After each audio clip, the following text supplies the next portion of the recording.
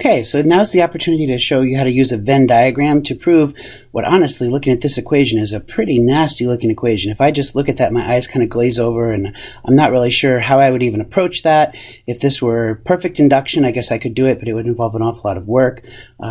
Boolean algebra would take an awful lot of work as well, but I hope that you're going to see with this example that a Venn diagram actually takes very little work to prove this equation is true. Now, what I can identify here is that there are three variables. There's x, there's y, and there's z.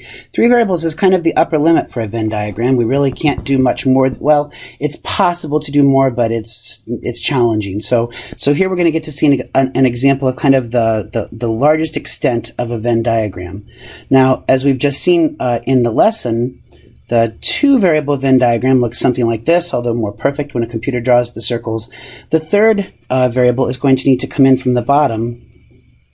It looks like some sort of weird geometric symbol here, but what we can do is we can identify each circle to be one of the three variables.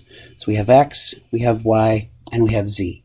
And now our job is simply to shade each one of the terms on the left as precisely as possible, and then identify whether or not it's the same shading as the ones on the right. Now, in this case, the right-hand side of this equation is very simple. X or Y or Z means that we should fill all three circles and nothing outside of the circles.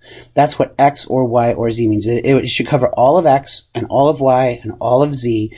If the right-hand side were more complicated, if it looked more like the left-hand side, we would have to draw two Venn diagrams and then compare the shading on them at the end.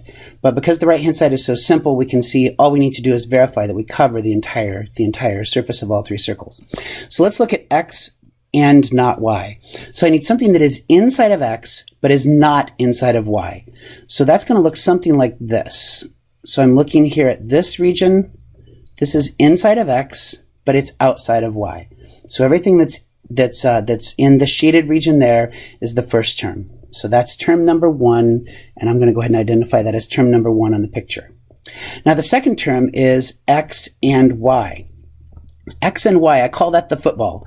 The football is right here in the middle, and this football is the overlap between x and y. Now notice here that we don't care whether it's inside of z or outside of z. Z is not mentioned, so we can use all of it. And so here I'm going to go ahead and draw an arrow that says, okay, that's term number two. Term number three, not x and y. So that's term number three. It needs to be inside of y but outside of x. That's exactly analogous to what we just saw before.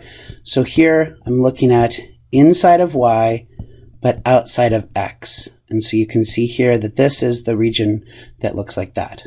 That's term number three. And then term number four, inside of z but outside of x and outside of y. Well, that's going to look like this. So inside of z but outside of x and also outside of y. And when we've covered all four of those terms, that's term number four, term number four. When we've covered all four of those terms, we've covered all parts of the three circles. And so therefore, this is equal to x or y or z. And so that big, nasty looking equation that we first saw that was a little bit daunting, not that scary when we were able to apply a Venn diagram to help to prove it.